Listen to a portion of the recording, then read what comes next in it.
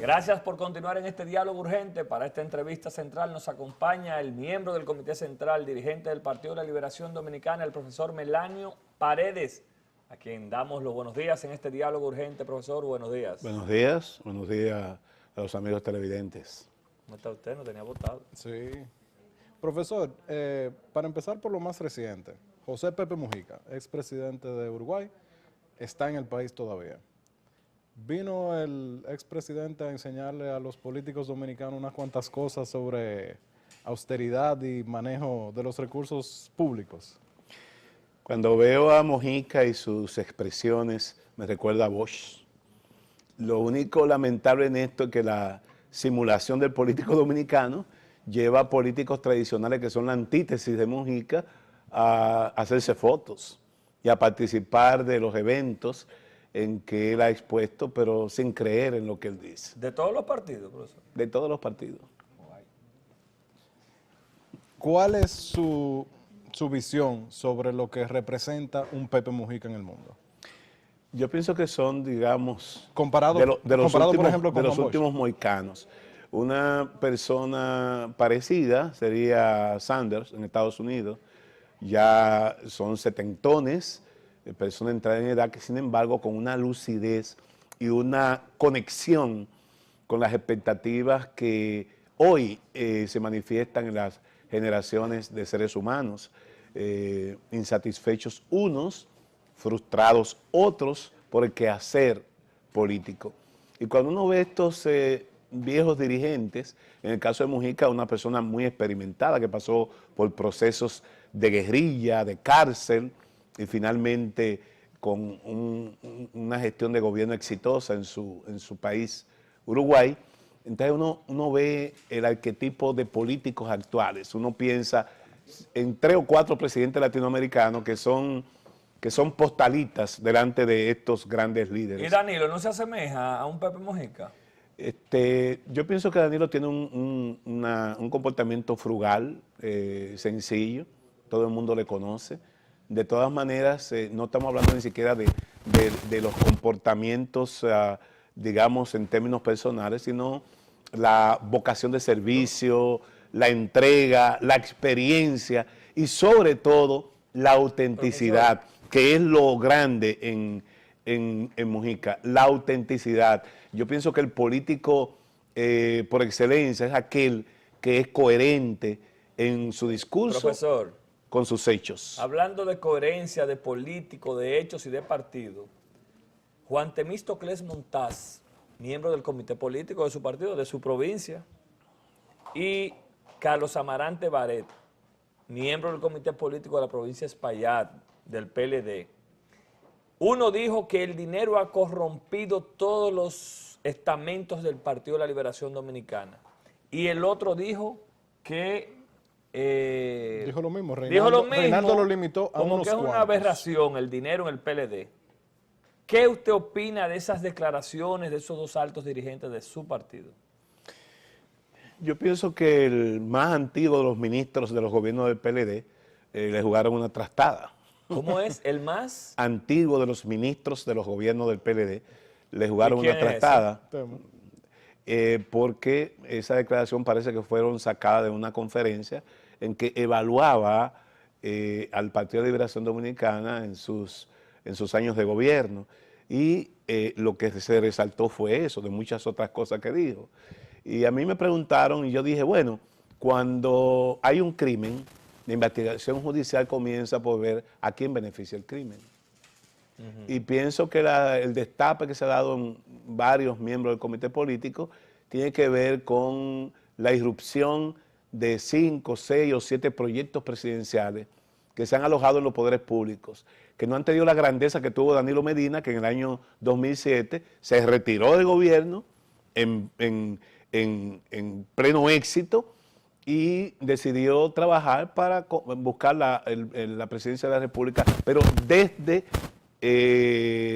la vida privada, no desde un puesto público. Pero, profesor, y yo creo que el propio Danilo Medina tiene la autoridad suficiente para parar lo que puede ser el Waterloo de su gestión, y es que desde el propio gobierno, de los poderes públicos, se esté actuando no en función de hacer exitosa una gestión de gobierno, sino de proyectos particulares, proyectos presidenciales que comenzaron antes de la juramentación misma del presidente Medina para esta gestión. Pero profesor, con ese comentario hay que pensar entonces en esos proyectos presidenciales.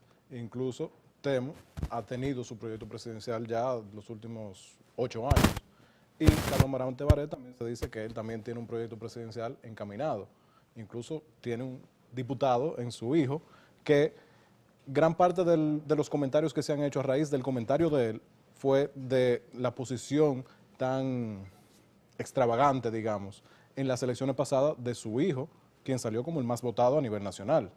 Entonces, ¿qué influencia realmente tiene el dinero hoy en día en el Partido de la Liberación Dominicana? Bueno, mi crítica ha sido permanente. Lo novedoso es que ahora miembros del comité político que ha tenido la conducción del partido y de manera ininterrumpida del año 2001 y que han detentado tanto el poder partidario como el poder gubernamental, se sorprendan ahora de que eso esté aconteciendo en las filas del Partido de la Liberación Dominicana. Yo quiero, sin embargo, rescatar algo que tampoco lo justifico, pero que dijo el secretario general, en el sentido de que no todo el PLD está perdido. Y yo puedo afirmarles a ustedes que la gran masa de PLDistas sigue siendo gente pobre, sigue siendo gente simple, sigue Claro, siendo, porque todo el poder se ha quedado en el comité político. siguen siendo dominicanos y dominicanas que requieren del auxilio de un buen gobierno para poder realizarse en términos sociales, en términos económicos. Yo sí lo que pienso es que ha habido un divorcio de una fracción, digamos la élite de dirección del Partido de la Liberación Dominicana, con lo que fueron los principios fundacionales del Partido de la Liberación Dominicana. Yo entiendo que hay un fenómeno que ha caracterizado al PLD y que el PLD combatió estando en la oposición, que es el clientelismo político. Y he dicho que este es un fenómeno que se corresponde con el tipo de modelo económico que tenemos. Una economía que no genera empleos productivos, que no produce los puestos suficientes para que un joven, cuando adquiera la mayoría de edad, pueda encontrar un trabajo productivo decente. Entonces tienen que engancharse a la política y tienen que buscar en el Estado un puesto, un favor, una botella, y entonces esto es lo que alimenta a las élites políticas del país. Fue una práctica neotrujillista en los casos de los gobiernos del Partido Reformista Social Cristiano, se repitió en el caso del PRD por su condición medularmente populista, y lamentablemente el PLD como gobierno, en lugar de combatirla, se ha aposentado y se ha beneficiado de esa condición para tener triunfos electorales en un proceso en que la clientela ha sido el protagonista. Le voy a hacer 2 preguntas en una. Primero, ¿no fue irresponsable de Reinaldo Pared Pérez de decir que solamente 4 o 5 se han hecho de dinero dentro del PLD? Porque sin decir nombres, usted puede ser uno de esos 4 o 5. O sea, dejó la nube, igual como la había puesto Temístocles Montaz, sobre todos, simplemente que lo limitó a un número. Los periodistas nos conocemos todos y el pueblo dominicano tampoco es tonto. Yo, sin embargo, no quiero incorporarme a este affair de acusaciones o de imputaciones que no tienen que ver nada con lo que tiene que hacer el Partido de Liberación Dominicana hoy día. Yo he dicho, son manifestaciones ominosas, inoportunas, de proyectos presidenciales en desarrollo. Y lo que he dicho es que el Partido de Liberación Dominicana deberá someterse a una evaluación de cuerpo entero y tiene necesariamente que pasar por una renovación de toda su dirigencia, desde los pies hasta la cabeza, antes del 2020. No hay posibilidad de 2020 si el Partido de la Liberación Dominicana no se reencuentra con su condición de partido de organismo y restituye su propia institucionalidad. Eso es lo que a mí me importa. Los dimes y diretes que puedan darse desde estos ámbitos de aspiraciones personales me tienen sin cuidado. Yo sí pienso que para usted hablar tienen que tener la autoridad y la calidad moral para hacerlo. y hay muchos de esos compañeros que no pueden hablar de eso porque ya han tenido en sus manos la posibilidad Profesor, de reencauzar al PLD y no lo han hecho. Profesor, pero lo que llama la atención es que el PLD es gobierno durante 16 años consecutivos, como quien dice. Y ustedes han tenido en sus manos, y cuando hablo de ustedes, usted también fue funcionario público. Ustedes han tenido en sus manos la oportunidad de resolver muchas cosas. Entonces, ¿qué va a esperar el PLD al 2044 para resolver temas básicos como el del agua, la salud, la luz? ¿Qué ustedes esperan? ¿O ustedes creen que están por encima de todo el mundo y no perderán ese favor de la población? Como funcionario a mucha honra lo tengo. Claro. Serví e intenté hacer cosas diferentes. Y en fue este país. víctima en un momento de una campaña injusta, Así y yo es. lo he dicho en mis programas. Sí. Entonces yo, cuando hablo de reencuentro del PLD con sus principios fundacionales, no solamente en términos de retomar la condición de partido de organismo, sino también de retomar el programa histórico. Yo, por ejemplo, tengo, debo decirlo todavía, amplias expectativas sobre lo que puede ser esta gestión de gobierno de Danilo Medina. Sin embargo, tengo mis aprensiones, porque para tener éxito en la vida hay que tomar riesgos, y no veo que el presidente Medina, por lo menos hasta este momento, se esté tomando algunos riesgos. Por ejemplo, aquí se planteó justamente para buscar la solución de problemas vitales, como lo que tú señalas, y que ya no hay espacio para más promesas, sino para realizaciones, la celebración de 3 pactos.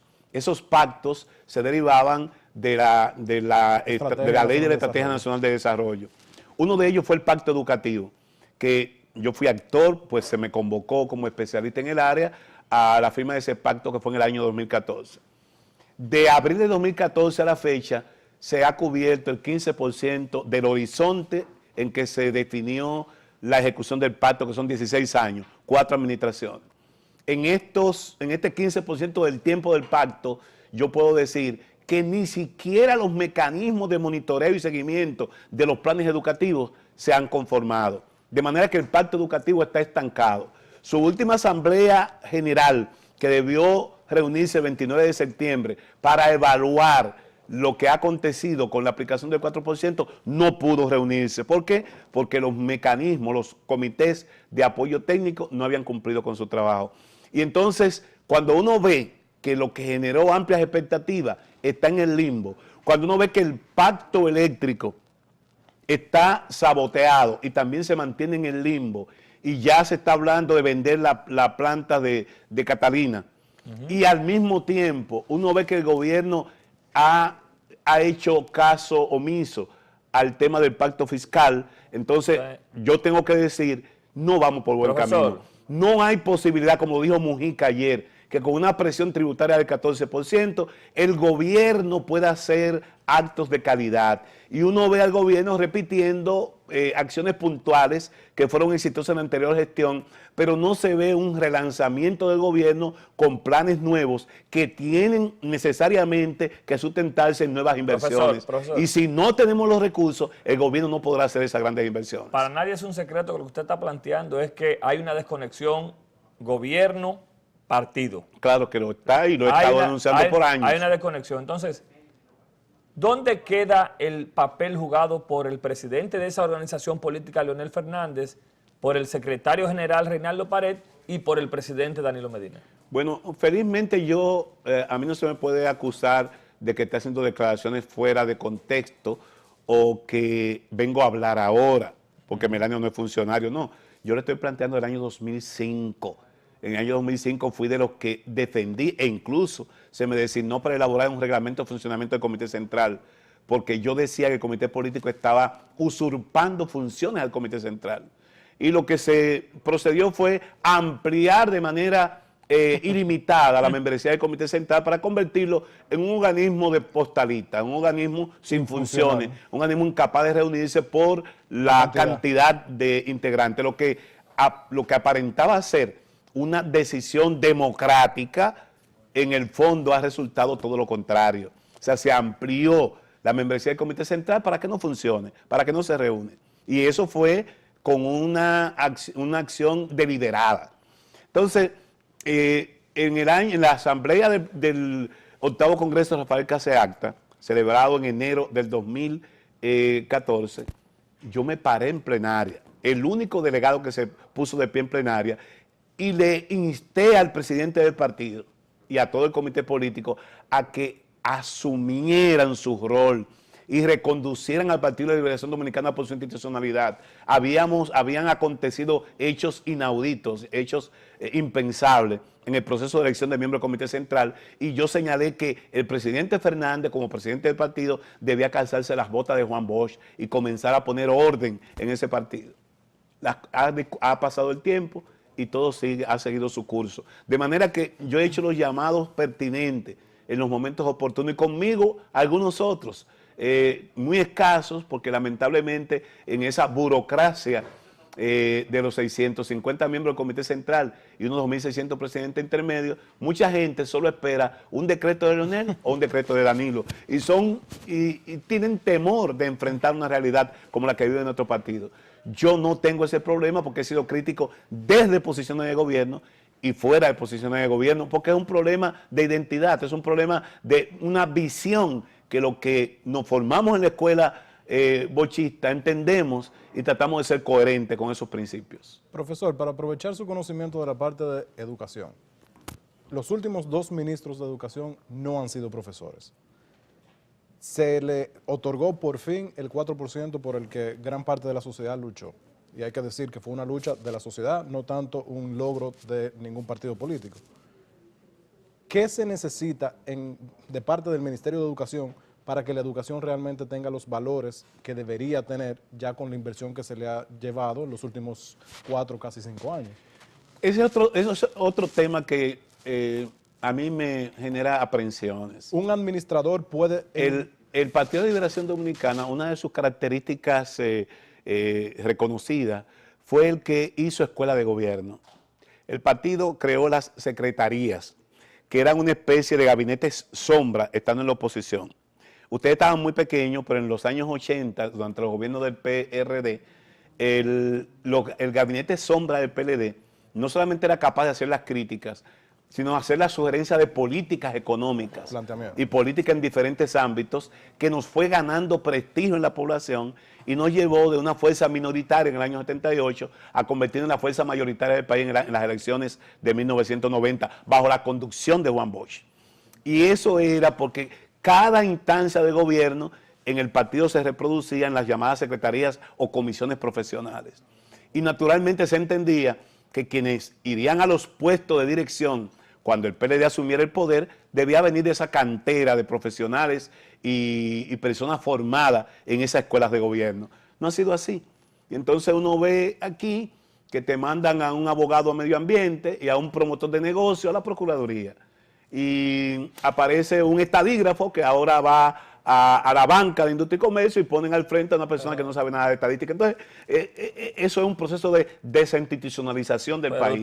Y yo lamentablemente no puedo estar de acuerdo con eso. En materia... Profesor, escúcheme, usted está haciendo injusto, usted está yendo a la parte de los decretos, pero ustedes como organización han permitido que banqueros, galleros, gente con pasados cuestionables hoy estén en el Comité Central e incluso estén en el Congreso. ¿Qué usted me dice de eso, profesor? He dicho que el PLD debe someterse a una evaluación de cuerpo entero y que el PLD tiene que evaluar antes que esos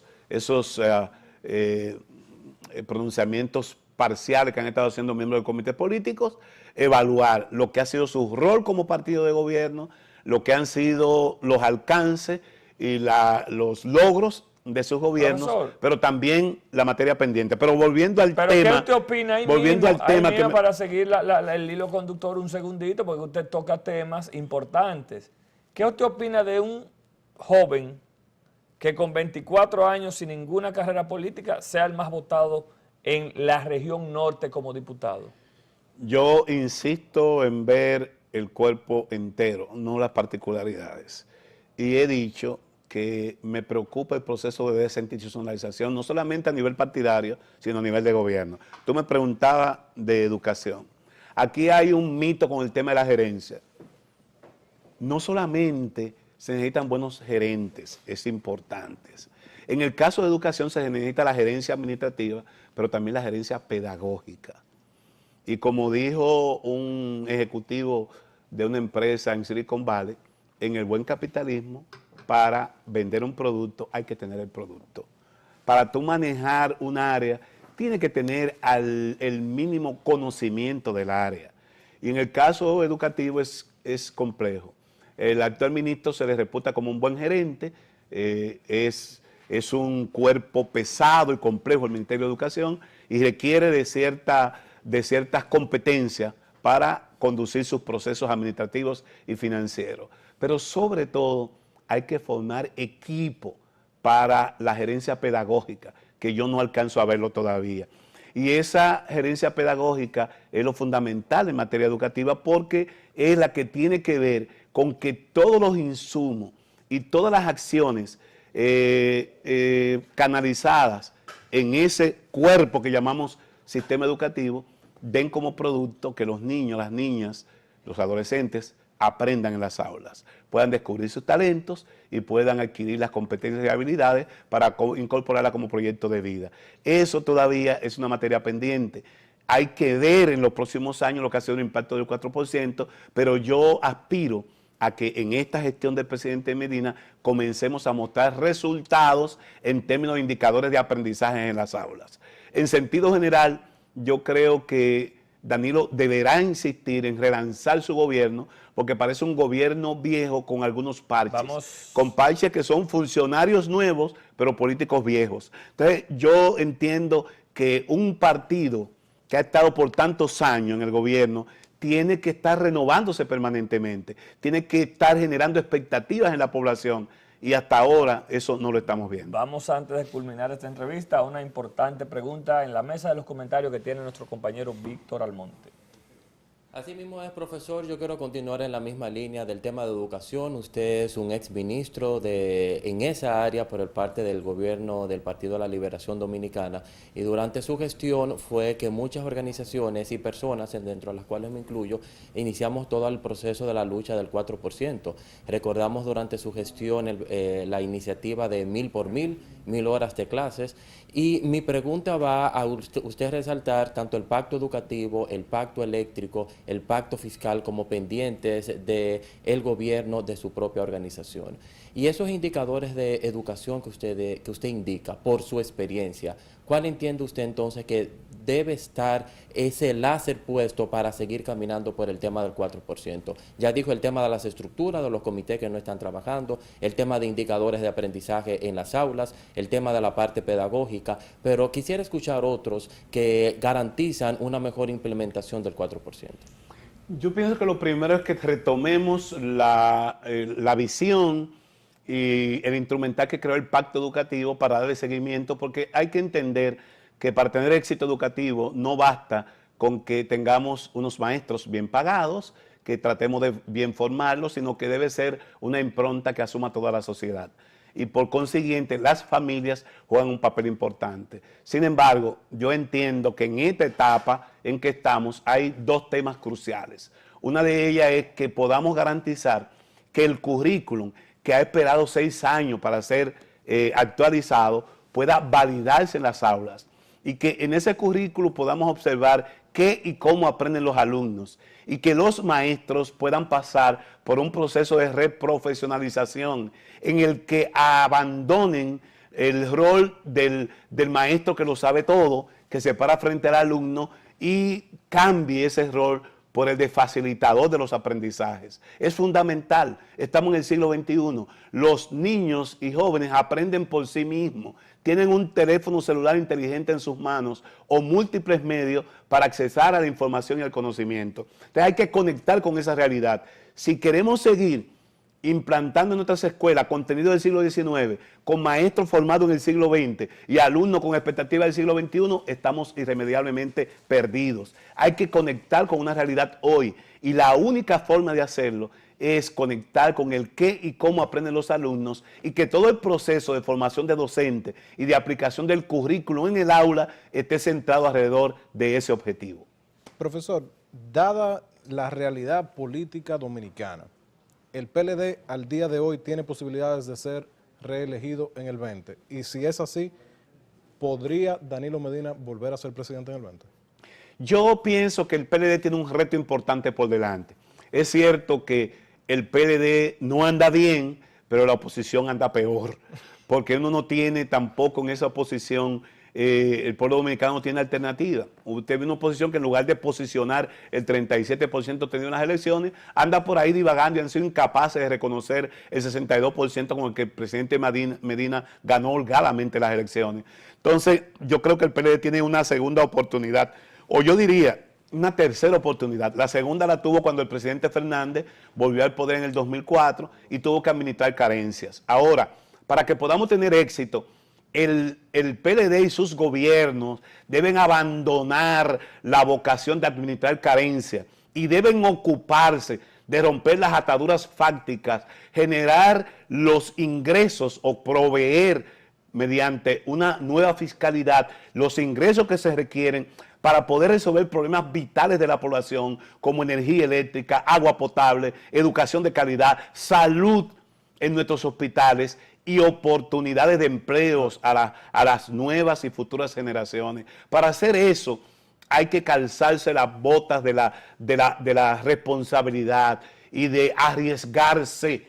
Si no nos arriesgamos, no vamos a tener éxito. Vamos a seguir administrando carencia. ¿Por qué? Porque como dijo Mujica ayer, es milagroso que un gobierno pueda tener éxito con el nivel de impuestos que se pagan en este país. Ahora, no solamente hay que revisar los impuestos, estoy de acuerdo con el empresariado en que hay que revisar la calidad del gasto, porque no podemos tener tampoco la cantidad de funcionarios que tenemos en la administración pública en puestos improductivos, porque en definitiva eso va en detrimento de una economía sana y de un desarrollo auténtico del pueblo dominicano. En un minuto porque nos vamos. ¿Debe el Congreso del Partido de la Liberación Dominicana ponderar la reelección en el puesto de presidente de la Junta de Roberto Rosario? Yo pienso que el proceso que ha seguido el Senado de la República no tiene mucho sentido. ¿Cuál es la prisa de cambiar los integrantes de la Junta Central Electoral? La Junta tiene dos funciones básicas, la de registro civil, y es innegable los grandes aportes, los grandes avances que se ha logrado en materia de registro civil en República Dominicana, que es la tarea del día a día. Y la otra es organizar los procesos electorales. En esta ocasión esperamos que la nueva normativa electoral, que tendrá que evacuarse, tendrá que aprobarse en el curso de este año, le asigna a la Junta Central Electoral un nuevo rol, y era de conducir los procesos internos, porque las organizaciones políticas en este país no están en capacidad de gerenciar sus propios procesos.